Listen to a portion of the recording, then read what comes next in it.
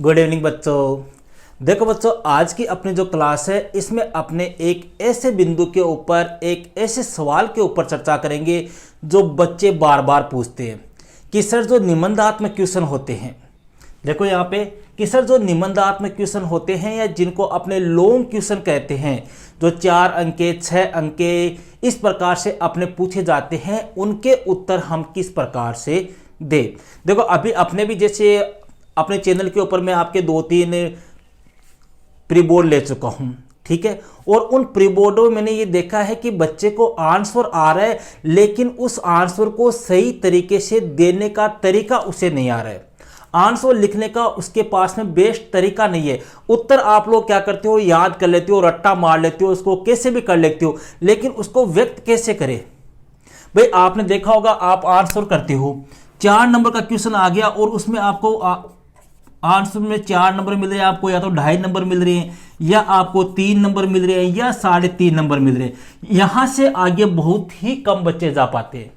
4 में से 4 अंक जो है वो लगभग मान के चलो कि 1 या 2% बच्चों को ही मिल पाते हैं। मुख्य रूप से कौन से सब्जेक्ट की बात कर रहा हूं मैं, 2 सब्जेक्ट अपने हिस्ट्री और पॉलिटिकल।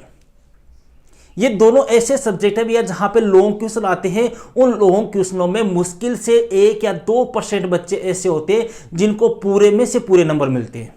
उसका कारण क्या है? अब ये तो है नहीं कि टीचर की आदत हो गई कि हाँ मेरे को तो काटना ही है। ये किसी की आदत नहीं होती। कोई भी टीचर जो है वो किसी बच्चे का अहित नहीं करेगा। कोई भी टीचर किसी बच्चे के नंबर नहीं काटना चाहेगा। तो फिर नंबर क्यों नहीं आते? सबसे बड़ी प्रॉब्लम यही है कि सर हमें सब कुछ याद है। कई बच्चे कहते हैं कि सर थे लिखायो जो मैं सारो लिख रहा थे, बताओ जो सर मैं बिया को बिया लिख रहा, सर मैं पूरा एकदम विप्रश्न रट गया, सर फिर ही मन 3 नंबर ही दिया, मन 3.25 ही दिया, मन 2.5 दिया। उसका कारण क्या है? उसका कारण है भैया आपका आंसर लिखने का तरीका, आपकी राइटिंग, आपके लिखने की शैली। देखो निबंधात्मक क्वेश्चन एक ऐसे क्वेश्चन होते हैं जहां पर आपको अपने विचारों को व्यक्त करना पड़ता है, ठीक है। निबंधात्मक क्वेश्चन बहुत, आप कितने को रटोगे ये बताओ, समझ रहे हो? और पूरा रटाया रटाया राज भी नहीं रहता। तो वहां पर आपको अपने तरीके को, अपने दिमाग को काम में लेते हुए, अपने अनुभव को काम में लेते हुए आपको आंसर लिखने पड़ते हैं। अब देखो यहां पर अपने एक छोटा सा मैं आपको एक सामने क्वेश्चन लिया है मैंने, पॉलिटिकल साइंस का क्वेश्चन है। अपने शीतयुद्ध से आप क्या समझते हैं?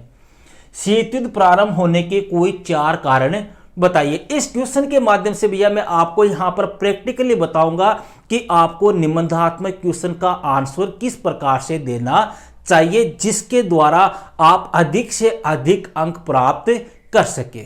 देखो यहां पर अपने चर्चा करते हैं। ये जैसे मान लो भैया आपकी कॉपी हो गई, ठीक है, इस प्रकार की आपकी कॉपी होती है।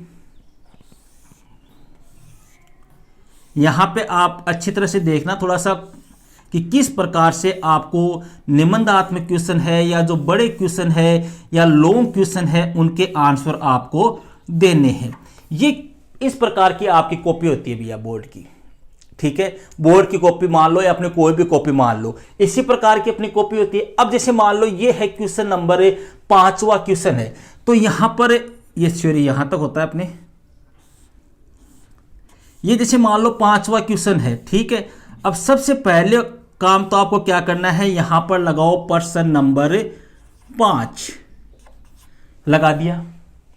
सबसे पहला काम। कई बच्चे क्या करते हैं, यहां पे क्वेश्चन लिखते हैं। क्वेश्चन आपको कभी भी बोर्ड एग्जाम में नहीं लिखना है, टाइम बिल्कुल भी खराब नहीं करना है। क्वेश्चन नंबर 5 लिखा, प्रश्न नंबर 5 लगाया, यहां पर आपने लिखा उत्तर। अब देखो उत्तर देने का बेस्ट तरीका क्या है, क्या पूछा है अगले ने। देखो 2 क्वेश्चन बनाए हैं इसने। शीतयुद्ध से आप क्या समझते हैं? शीतयुद्ध प्रारंभ होने के कोई 4 कारण बताइए। 4 नंबर का क्वेश्चन आ गया भैया, सपोज करो। अब इसका उत्तर कैसे दे कि आप अधिक से अधिक अंक प्राप्त कर सको। सबसे पहले तो इसने पूछा है शीतयुद्ध का अर्थ या परिभाषा, तो सबसे पहले हेड लगाओ शीतयुद्ध और इस प्रकार से एरो का निशान लगा के इस लाइन को खाली छोड़ दो। समझ गए? जहां पे ये निशान लगाया है यहां से आप लिखना स्टार्ट करो। क्या लिखोगे? सबसे पहले शीत युद्ध का अर्थ और परिभाषा लिखो कि शीत युद्ध जो है वह द्वितीय विश्व युद्ध के बाद अमेरिका और सोवियत संघ के मध्य लड़ा गया। यह एक प्रकार का वाक युद्ध था। इस युद्ध का माहौल या तासीर ठंडी थी, इस कारण इसे शीत युद्ध भी कहा जाता है। यह युद्ध आपसी तनाव, आपसी दबाव, आपसी वाद विवाद, आपसी ईर्ष्या, परस्पर विरोधी विचारधाराओं के द्वारा आपस में लड़ा गया। इस प्रकार से आपने लिख दिया कि परस्पर विरोधी विचारधाराओं के द्वारा लड़ा गया। जैसे मान लो यहां पर आपका आंसर कंप्लीट, ये कंप्लीट हो गया, ठीक है। ये शीत युद्ध का अर्थ और परिभाषा यहां पर आपकी कंप्लीट हो गई, कोई दिक्कत नहीं है। अब अगले ने क्या पूछा है? शीत युद्ध के प्रारंभ होने के 4 कारण बताइए कि शीत युद्ध क्यों प्रारंभ हुआ था। इस लाइन को आपको खाली छोड़ना है, कुछ भी नहीं लिखना है।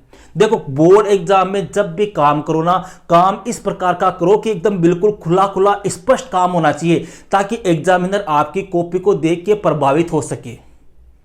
समझ रहे हो? क्योंकि कॉपी में भी आप बहुत मोटी कॉपी आती है, आपसे आसानी से भरेगी भी नहीं मेरे ख्याल से, ठीक है। तो आपको वहां पे कंजूसाई करने की आवश्यकता नहीं है, पैसे दिए आप लोगों ने बोर्ड एग्जाम की फीस के, ठीक है। तो आराम से खुल के काम करो। आप ये सोच के चलो कि हाँ बस मेरे को एकदम बिल्कुल स्पष्ट दिखाना है अगले को। यहां पर इस लाइन को खाली छोड़ दो, इसको भी खाली छोड़ दो, मत लिखो कुछ भी, बिल्कुल खाली छोड़ दो। अगर आपने ये लाइन खाली छोड़ दी, ये खाली छोड़ दी, तो ये स्पष्ट दिखेगा अगले को, दिखेगा या नहीं दिखेगा। फिर यहां पर आप वापस हेडिंग लगाओ, शीत युद्ध प्रारंभ होने के कारण, ठीक है, इस प्रकार से छोड़ दो, ठीक है। फिर इसमें नंबर 1 पहला पॉइंट क्या है भैया? अब यहां पर देखो आंसर देने का तरीका, शीत युद्ध प्रारंभ होने के कारण। अब यहां पर आपको ध्यान रखना है, इस प्रकार का अगर क्वेश्चन आ जाए तो आपको पॉइंट्स या हेडिंग बना के आंसर लिखना है। यह सबसे मेन चीज आपको ध्यान रखनी है, सबसे मेन चीज। यहां पर ही बच्चे गलती करते हैं। प्री बोर्डों में मैंने अपने कॉपी चेक की है, वहां पर भी आपने यही गलतियां की है लगभग बच्चों ने। भाई शीत युद्ध का पहला कारण क्या है? महाशक्तिशाली बनने की होड़। तो यहां पर आप हेडिंग लगा दो कि महाशक्तिशाली बनने की होड़। इस प्रकार से हेडिंग लगाओ और इस प्रकार से फिर यहां से स्टार्ट करो कि अमेरिका और सोवियत संघ जो है वो द्वितीय विश्व युद्ध के बाद में 2 शक्तिशाली देश बन गए और इन दोनों शक्तिशाली देशों में परस्पर महाशक्तिशाली बनने की होड़ प्रारंभ हो गई। और यही महाशक्तिशाली बनने की होड़ जो है वो किसका कारण बनी? शीत युद्ध का कारण बनी। ये लो साहब, इस प्रकार से आपका पहला पॉइंट हो गया, ठीक है। यहां पर आपका जैसे मान लो पहला पॉइंट कंप्लीट हो गया। फिर यहां पर यह लाइन खाली छोड़ो, फिर आप दूसरी हेडिंग लगाओ कि अणुबम बनाने का रहस्य छिपाना। अणुबम बनाने का रहस्य छिपाना, ठीक है। अणुबम किसने बनाया था भैया? अमेरिका ने बनाया था सबसे पहले अणुबम या परमाणु बम। जब सोवियत संघ ने पूछा कि आपने अणुबम या परमाणु बम कैसे बनाया, तो अमेरिका ने सोवियत संघ को बताने से क्या कर दिया? मना कर दिया। और किसको बता दिया? ब्रिटेन को बता दिया। इसकी वजह से सोवियत संघ अमेरिका से नाराज हो गया और यही नाराजगी आगे जाकर किस में तब्दील हो गई? शीत युद्ध में तब्दील हो गई। ये लो दूसरा पॉइंट हो गया। इस प्रकार से आपको चारों पॉइंट लिखने हैं। मैं जो बता रहा हूं भैया उसको अच्छी तरह से समझना, उसको अच्छी तरह से ध्यान में रखना है आपको, क्योंकि ये छोटी छोटी गलतियां जो है वो आपको 5 से 10 नंबर का नुकसान पहुंचा सकती है। आप देखो बोर्ड एग्जाम में कम से कम 4 से 5 क्वेश्चन अपने निबंधात्मक आते हैं। अगर एक एक क्वेश्चन के आपके एक एक अंक भी कट गए तो 5 नंबर तो आप तो वैसे ही डाउन आ गए। फिर आपने जो गलतियां की है, जो गलत क्वेश्चन किए हैं वो अलग है। तो इस प्रकार से आपको बहुत ज्यादा लॉस हो सकता है। आप एक एक पर्सन को इस प्रकार से करो कि आपको पूरे में से पूरे अंक प्राप्त हो। अब देखो यही पर्सन है। अब देखो कई बच्चे क्या करते हैं, सबसे बड़ी गलती इसी पॉइंट को, जैसे मान लो ये महाशक्तिशाली बनने की होड़, अब बच्चे सीधा ही 1 नंबर लगा के क्या लिख देंगे कि दोनों देशों के मध्य महाशक्तिशाली बनने की होड़ प्रारंभ हो गई। पहला कारण हो गया। फिर दूसरी लाइन में दूसरा कारण लिख देंगे, फिर तीसरी लाइन में तीसरा कारण लिख देंगे, फिर चौथी लाइन में चौथा कारण लिख देंगे और फिर कहेंगे गुरुजी मतलब 4 कारण लिख रहे हो। अरे 4 कारण तो लिखे हैं, लेकिन लिखे कैसे हैं आपने? तो सबसे पहली बात तो यह है आपको लिखना कैसे है निबंधात्मक प्रश्न में।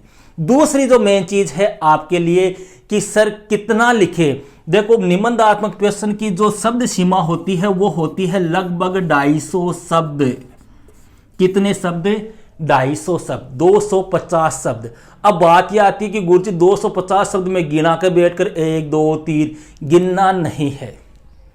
250 शब्द का मतलब मान लो आप एक पेज में 100 शब्द मान लो, 100 125 मान लो, ठीक है। तो कम से कम आपके निबंधात्मक प्रश्न के कितने पेज तो बढ़ने चाहिए? 2 पेज तो आपके कम से कम बढ़ने ही चाहिए। अगर आप लाइनें गिनते हो तो लाइन में, एक लाइन में भैया कम से कम 7 से 8 शब्द आते हैं, ये देख लो। समझ रहे हो मेरी बात का मतलब? तो आपको निबंधात्मक प्रश्नों में पहली बात तो आपको आंसर कैसे देना है वो तरीका मैं आपको बता चुका हूं। जब यहां पर आपके चारों पॉइंट पूरे हो जाए तो फिर नीचे एक लाइन लिखना, उपरोक्त कारणों की वजह से शीत युद्ध प्रारंभ हुआ था। ये लो साहब, फिर यह आपका कंप्लीट हो गया।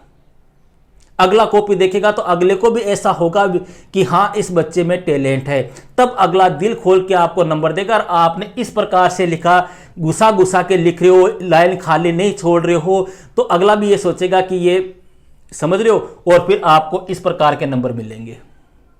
तो मैंने दोनों तरीके आपके सामने बता दिया है। सबसे बेस्ट तरीका ये है लिखने का। छोटे क्वेश्चन के आंसर, वस्तुनिष्ठ प्रश्नों के आंसर कैसे देने हैं उसका तरीका मैं आपको पहले ही एक वीडियो के माध्यम से बता चुका हूं। तो ये भैया आपका कई दिनों से सवाल आ रहा था कि सर हम आंसर कैसे दें, ठीक है। तो यहां पर मेरे ख्याल से आपकी ये समस्या जो थी उसका जवाब आपको मिल गया होगा, इसलिए थोड़ा सा आपको इनको ध्यान में रखना है। ओके भैया, दैट्स ऑल।